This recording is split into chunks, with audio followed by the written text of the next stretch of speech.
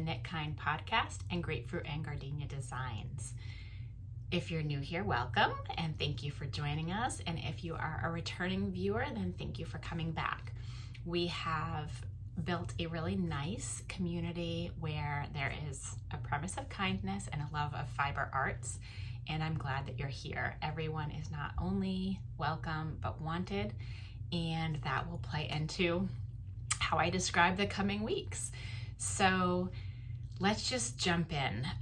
We are in a time in the United States where we're entering a very heavy, busy holiday season.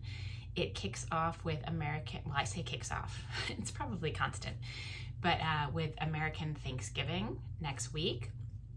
And everyone celebrates that in different ways.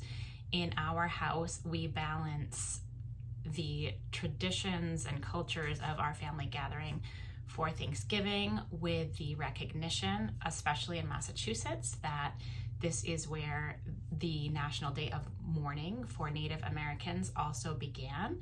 And I think that you can look at all of those things together, and that's what we try to do in our house. So I see this as a time of year to have gratitude and appreciation, and also reflection, and we do it all together. So whatever way you mark next week, I hope that you have some downtime, some time to slow down, reflect, be thankful, be together, or if it is a difficult time for you, for families or for cultural reasons, then I hope that you feel supported by our community. Okay, so as we move to that season of balancing, slowing down with faster paced life, we do the same, or at least I do the same with my making. And that's a little bit of what I'm going to show you today. As always, you can find my personal projects on Ravelry. My account is NittyElf40. It's always linked in the show notes. You can find me on Instagram at Grapefruit Gardenia. And I am on Blue Sky, but not as active as I would eventually like to be there. So please go ahead in all those places and let's connect as we continue to build community, and you can share with me what you're doing, because that's the real fun, is when there's back and forth and we can share with each other. So please find all of those. If I didn't say it in the show notes, you'll find all the places that you can link to me. So what am I doing? Well, let's start with what I'm wearing so I don't forget. I am wearing the Precious Little yarn. I've talked about it before. It's a pattern by Susan Ashcroft, and this particular one is in some of my hand spun yarn. So I really like it. I think these little bandana cowls or small projects in general are a really nice way to get to test your hand spun yarn and find a little project that is, you know, a small amount of yardage sometimes, but something you can still wear and really enjoy all of the work that you put into spinning it. So let's see, why don't we start with me showing you some of my works in progress. And there's nothing super exciting here. There's something exciting on my needles, but it's not going to be for this episode, and I'll tell you why. So here's a very quick little update on a sock. This is my Patton's Cry sock I told you about, that it's the throw it in the bag, self-striping. I wanted to try it. I love the colors. I continue to not super love knitting with the yarn, and it's not the fiber, it's the twist. So I'm not going to talk about it again here because I did in another episode, but as I knit, it is just twisting like crazy. And I have to admit, it's driving me a little crazy, but I also think it's going to make a really hard wearing pair of socks. So sometimes process and product don't always jive with how we feel about them, but I love having a sock. This was one of my resolutions a couple of years ago, was like, I just want to be that person with a sock in my bag. So I always have something I can pick up and do a few rounds on and make progress. And in a way that feeds into the idea of slow knitting and slow making, when we're often seeing YouTube and Instagram and all these posts where it feels like people are making a sweater a week, and we lose that connection.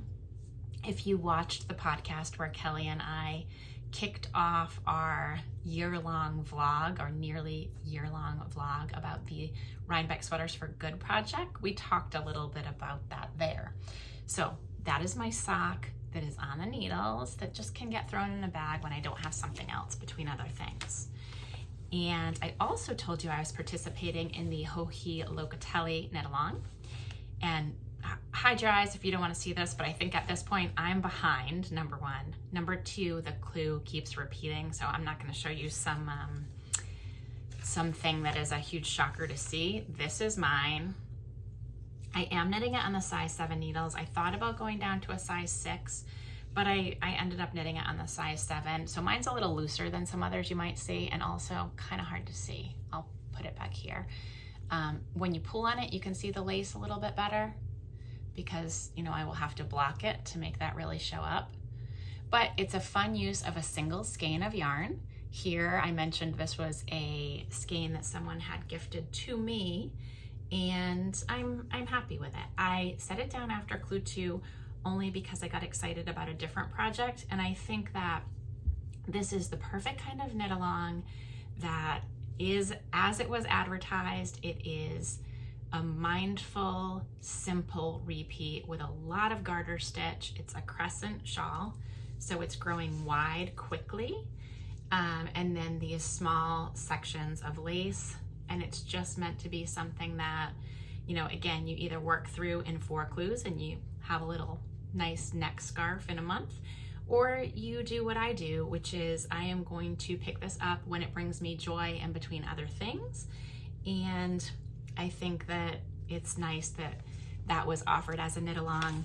Maybe for some people, I know some people did the Stephen West one, and then this one, it's almost like a palette cleanser after a huge undertaking like the Stephen West one. So if you like something simple and you didn't do the knit along, you know, it's certainly a simple pattern that's a 1 skein wonder if you're looking for something to put on in between other things. And I believe very much in women lifting up other women. And so Hohi has had a tough year, and she has shared that with all of her followers.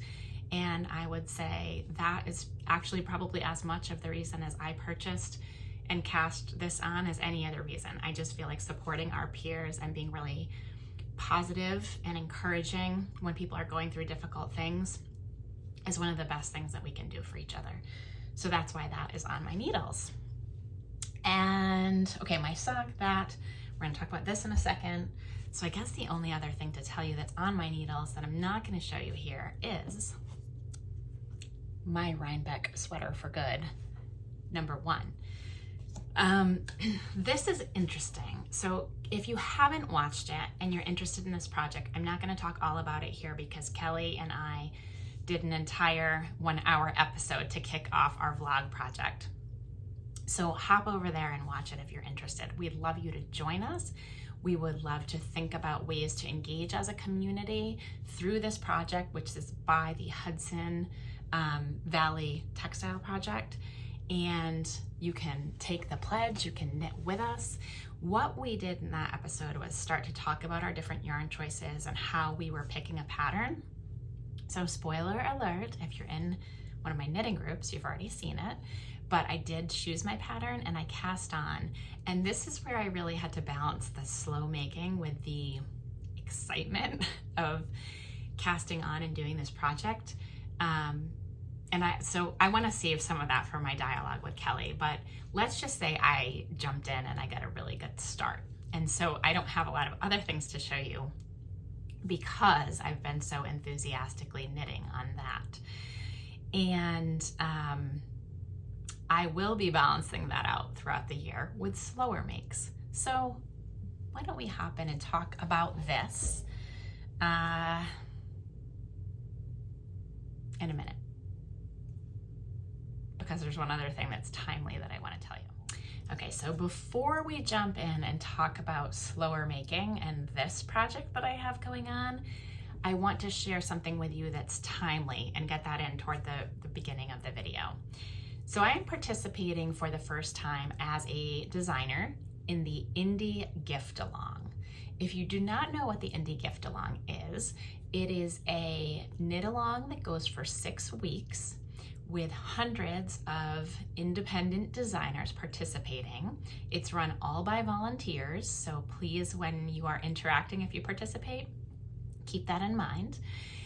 but very active, enthusiastic volunteers who are also the participating designers. So it's hosted over on Ravelry, and I will link in the show notes to the forums where you can participate. And essentially what happens is Wednesday night, so if I get this posted on November 19th, you will find out after 5 p.m. Eastern Time who the participating designers are. Once you do that and you go through and you get a chance to look at their patterns, what you'll see is that there are certain patterns that for 1 week, so from November 20th to November 26th, each of the designers participating will have a bundle of patterns that's discounted by 25% throughout that sale period. And you can go pick up as many of those patterns as you'd like, and it will tell you what code to use in Ravelry and so on. And during the sale period and beyond, there is a knit along that is, again, run in forums on Ravelry. If you want to participate as part of a community and for prizes, you can obviously knit separately from that, but we would love to have you participate. And when you share your finished projects that are from the designers, whether or not it was a pattern you bought on sale, that doesn't matter. As long as it's a pattern by one of the participating designers, you can enter it in the threads to win prizes of finished objects. So it's a great way to bring some spirit to that gift knitting. There are both larger garment projects that you're probably not going to finish in 6 weeks, or you're not going to finish multiple of in 6 weeks, but there's a lot of smaller, really geared toward that gift knitting that many people choose to do this time of year that brings them joy, sometimes brings them stress, but that's up to you, in a way to make it more playful and fun. So, you know, a lot of accessories, and you'll find out what's in my bundle at 5 o'clock tonight if you're watching this. So I hope you'll come over, hop along, knit along with us, hop over to Ravelry, pick up some patterns in the next week or so. Again, the sale starts on the 20th, but you get to see which designers are participating on the 19th. I'll put that information in the show notes, but if you want the details, there are a lot of details to the knit along. Not a lot of things you have to do to participate in it, but a lot of details about the different prizes and how you comment and how you post and so on. And it's all in Ravelry forums. So I will link to that in the show notes or the description below. Okay, so I got that. That was an important thing to get. I showed you my works in progress, except for this one. Talked about the indie gift along. I want to show you one other thing since we're kind of talking handspun today too. This is not something I designed, knitted, or spun the yarn for. It's something I purchased, and I just want to show you because it's so pretty. So isn't that gorgeous? It is a simple chevron pattern. And part of the reason now see right here, you see it's like a little textured. That's because it was done with a 3-needle bind off, I believe, rather than grafting it together. Isn't that just, it's just beautiful. Anyway, I bought this at my local Weavers Guild show. They do this every year. I think it's usually the first weekend of November. So if you're local and you're watching this, you missed it this year, but I want to give a little shout out here to Erin Michaud, hand spun chevron knit cowl. So beautiful work. And I never buy knitting, really. I buy weaving, I buy other crafts that I don't necessarily do, quilting. I never buy knitting, but this was so stunning and hand spun, and it's my color palette that I love, like with this salmony pink in here. And I just felt like having someone purchase it who would really appreciate it, because it was incredibly, probably underpriced, too reasonable, but it's inspiration for me and something I wanted to share with you, not only to share the show, because I hope if you're a local, you'll consider going in the future, but to give you an idea for what else to do with your hand spun, because I think this just features hand spun so beautifully. So I don't have what the pattern is, but you know, it's a chevron, and you can sort of more or less see here with a little bit of a garter edge. And maybe if I find a pattern later that I think could be the one or a similar one, I'll share that with you on a future episode. So beautiful work, Erin, if this is ever something that makes it to you. I don't know you, but I mean, gorgeous work that I am happy to now have in my collection. Okay. Shearing Day Shawl. Did you recognize it? This is the one I'm doing in many colors. So those of you who have watched in the past know that Shearing Day Shawl was a collaboration that I originally did with Knitting the Stash to feature 3 colors, natural colors of farm to skein yarn, and that the pattern was then selected by the Green Mountain Knitting Guild in Vermont as their 2026 Green Mountain Shawl. We kicked off last week the Knit Along, which goes all the way until Vermont Sheep and Wool next year, and Vermont Sheep and Wool is the first weekend of October 2026. So at Vermont Sheep and Wool next year, those of us who participate in the Knit Along and go to Sheep and Wool will take photos on both Saturday and Sunday of everyone holding their shawls. It's a lot of fun. Similar to a Rhinebeck sweater, but a Vermont Sheep and Wool shawl or Green Mountain shawl. So anyway, I'm really looking forward to seeing everybody, but even more so, I'm looking forward to our interactions that we're having all year. And last week, we kicked this off with a Zoom call, and so many people joined. It was wonderful to see all of your faces. Thank you for coming. It really was one of those community building, uplifting experiences. I got to share a bit with you about my fiber journey, both personally and as a designer, and interact with folks at the Guild who I had met in Vermont and also had been corresponding with since August when they mentioned that they picked this shawl. And so what I want to show you today is a bit about the way I'm doing this one, which is very different in some ways from the original and how I'm working color into it. So let's see. I tried to not have stripes on me as I was letting natural light in. Let's see how this looks now. If I get a little bit more natural light on here and move it so you can see it. I am going to, I don't know if that was really helpful or not, but I am going to tell you a little bit about the color scheme that I've done here and how I've gone about that. I might even take it off and hold it because I feel like then you'll be able to see the colors better. Yeah, there we go. Let's just show you a bit here. So I'm gonna kind of walk you through it. And I know some people have reached out who want to use color and they wanted to understand a little bit more about how I did it. It's not gonna be super prescriptive of me telling you color 1 here, color 2 here, and so on. But what I can do is walk you through it conceptually, and then I hope you have fun with it. If you're someone who wants to follow that very direct pattern of telling you exactly where to put each color, follow the pattern. Choose 3 colors or more, but just follow the pattern and you'll be good.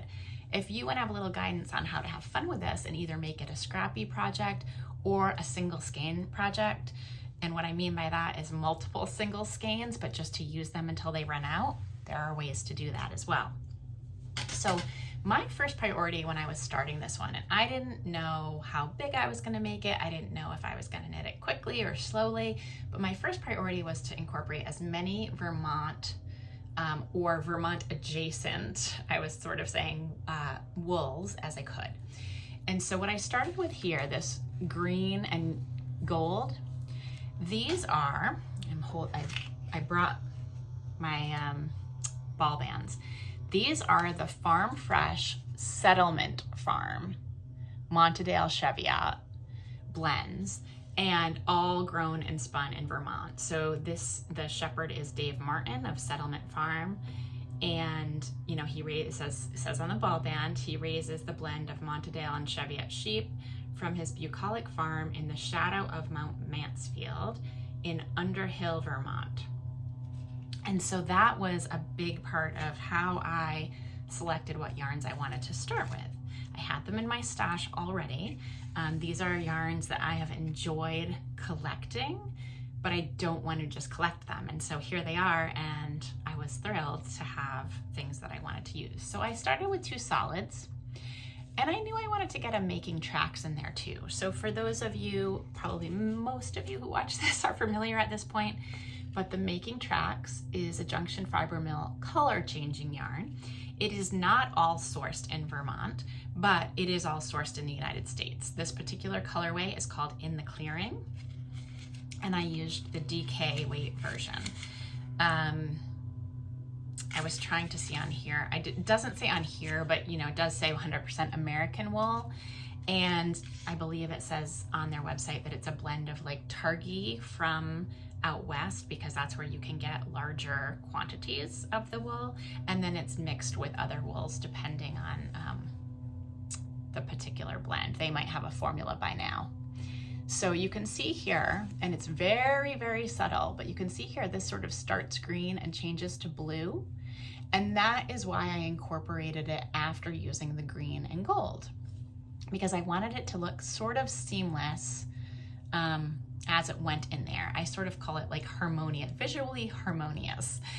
And I knew, because I was using these 210 approximately yard skeins, that I was not going to be able to do this in just 3 colors, because in 3 colors as written, it's 250 yards each when you're working at gauge with the recommended yarn. So I knew I was going to need to stretch my yardage, and that's how I started, by saying, well, what would work together?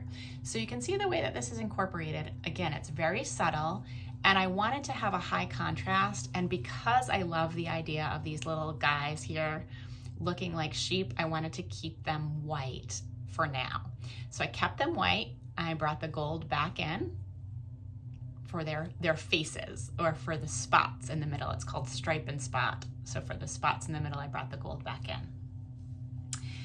In terms of what I used for the white here, this is not a Junction Fiber Mill. This is a nearby, so this is Vermont adjacent, 100% Shetland wool. And this is from Five Sisters Farm in New Hampshire. For those of you who recently saw the Boston Globe article I mentioned, this is the farm that was featured on the cover of the Boston Globe, talking about from farm to closet. And this particular one is a 2-ply DK to light worsted, so in that same area of yarn weight. It is 100 grams, and it doesn't have the yardage on here, but it is from a sheep named Primrose. So I knew I had to be a little flexible, and so I worked this in here and was trying to think about how far I could probably stretch it. Well, I did get kind of lucky, because I used it in this next section here. Again, I brought back the gold, and then I knew I wanted to have it for these 1x1 crosses. So they're like little cables or crosses, and the texture in here, I knew I wanted to have as a light color. So as I show you from an angle, you can see the texture. It is a 2-ply, and so I'm actually really pleased with how it turned out. It does not pop quite as much as a 3-ply would, but it pops more than enough for me. I think it looks beautiful in this, and I think you could absolutely use a 2-ply or a 3-ply. And so I got that Shetland to stretch right through to here, and I had the littlest, tiniest amount left.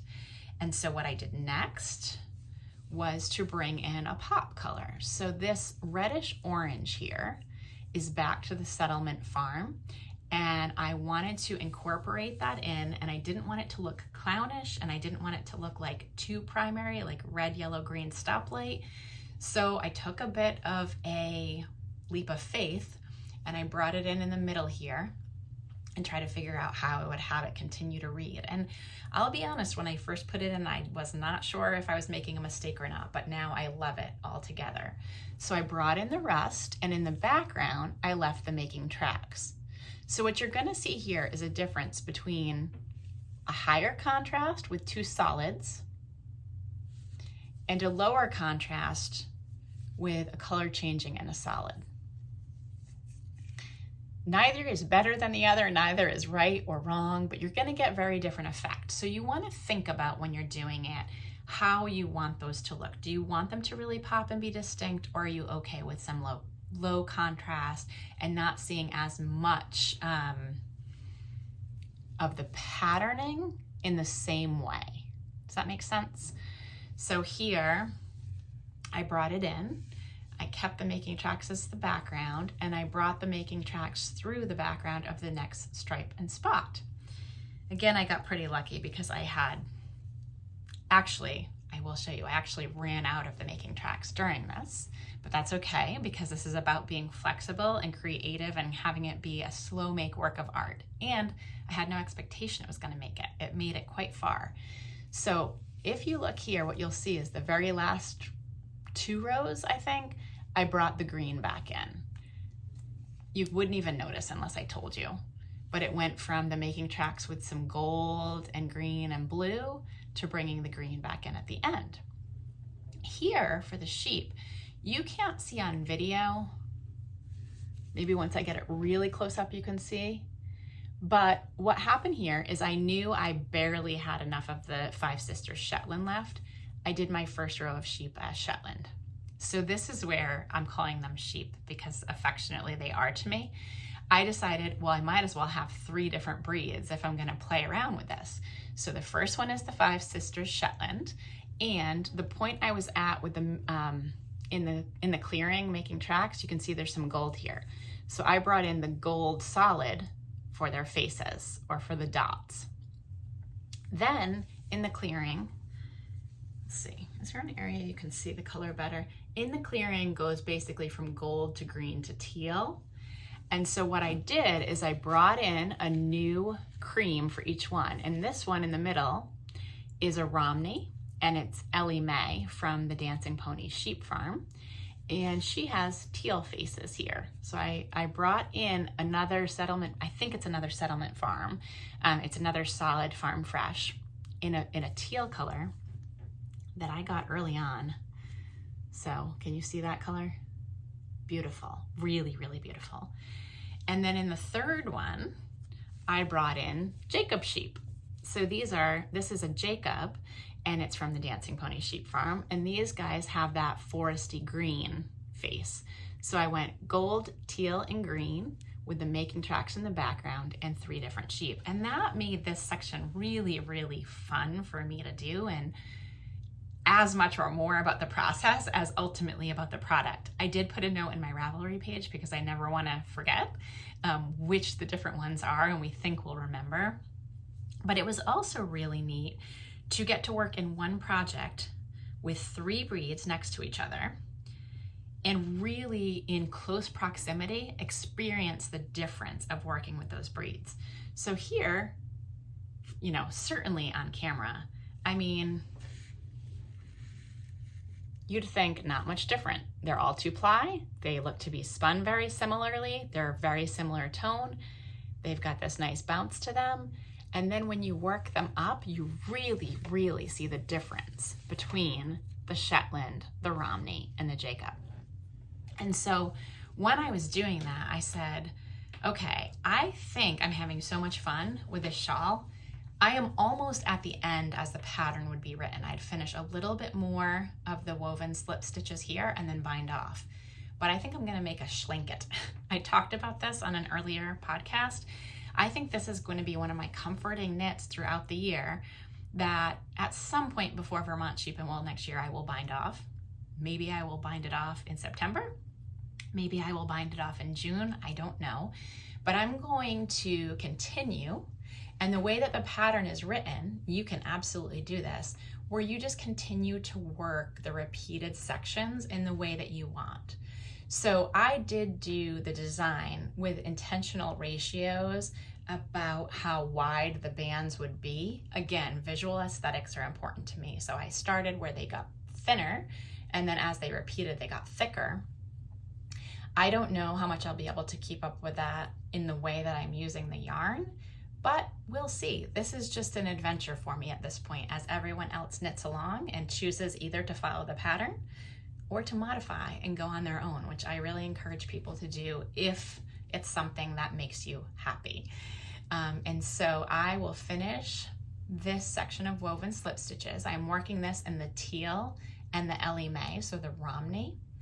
And then when I get back to the point of wanting to do another section of cables, my intention is, if I feel like I have enough yarn, to do some of it in the Jacob, because the Jacob is just really plump It's similar to the Shetland. It's different from the Romney. So I'm gonna have fun with it. I probably just did way more than you're actually interested in, but I hope that it at least piqued some curiosity, gave you some ideas about how you might choose to have fun with a pattern, whether it's mine or another one. Just make things interesting and make it about making and the process if that brings you joy. If you're product knitting and you want to get something done, you know, do it how you are best able to do it. But if you do think maybe there would be some extra joy into slowing down a little bit this holiday season or this year as you make with intention, have fun. Get really geeky about your fibers if that brings you joy. Okay, we're gonna throw that up there for now. It's getting so long, which is exciting to me because I think a big shawl that you can wrap around in, I'm not a small person, I am tall, not a small person. So wrapping it around me is something that I can do if I continue to modify and make this larger, as opposed to more of an accessory. It will be more of like something that could be warmth, or like I said, like a schlinket on the couch or outside. Maybe next year Vermont sheep and wool will be cooler than 80 degrees and I'll be able to wrap myself around in it. All right, so that was the long bit here, but I hope for those of you who have had questions about how I'm doing this particular one and how I'm working in colors, I hope that that was helpful, and of course, reach out anytime. All right, on that note, if you are participating or thinking about participating in the Green Mountain Knitting Guild Knit Along, we have decided this week to start a finished objects thread on Ravelry in the Guild's Ravelry group. It's not there yet, but it will be soon. It might be by the time I post this video, but if it's not, it will be coming soon, and it will tell you what to post in your finished objects thread. We would love to encourage people to share your projects on Ravelry because it really does support the community. And I've said this before, but you know, so many people will go and look at other people's projects to get advice or insight on a pattern that they want to knit and not necessarily enter their own. And in my experience, it is as little as like 5 to 10% of people who purchase your pattern who might actually put a project in there with pictures, even if you know that they've knitted it. And if you have a knit along, it's maybe more like 50%. But, you know, it would be my, I don't know, but I would invite you to especially help smaller designers by putting your projects in, because a lot of people too will say that they won't knit a pattern if there aren't at least 50 projects. And for many small designers who do a lot of work and spend a lot of time, and that often includes having everything tech edited and tested, you know, to not be able to have traction because there aren't 50 projects, which means there might be like 500 people who actually knitted it, is not always realistic. But since I know that people watching this do care more about like smaller independent designers, especially if you're still watching by now, please consider putting your Ravelry projects in with just one photo. If it's a project you like, especially, like, don't do it to slam someone and say this was the most horrible thing I've ever done. That would have the opposite effect. But if you like what I like and subscribe to the idea of women lifting up other women, men lifting up other men, people lifting up other people, then maybe that's something that you could do that would be helpful to all of us, and we would appreciate it very much. In the spirit of the season of giving and also gratitude, I wanted to share with you one organization, which is also a concept beyond the organization itself, that I thought would help bring people together. Again, a big part of my podcast and the community that I'm building is about kindness and taking care of each other, and it's through the fiber arts, but this brings it all together for me. So as people have been thinking a lot about hunger in our communities, even more so than usual lately, I wanted to bring up another need that food banks often provide, and that even when someone has their SNAP benefits, they can't access through those.